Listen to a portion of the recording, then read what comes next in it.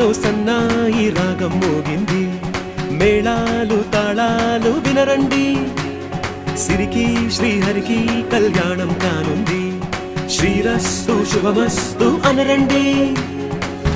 అచ్చు తెలుగింటో పెళ్లికి అర్థం చెప్పారంటూ, మెచ్చదగు ముచ్చట ఇది అని సాక్ష్యం చెబుతామంటూ, జనులంతా జై కొట్టేలా జరిపిస్తామండి. అందాల కుందనపు బొమ్మవని జత చేరుతుంది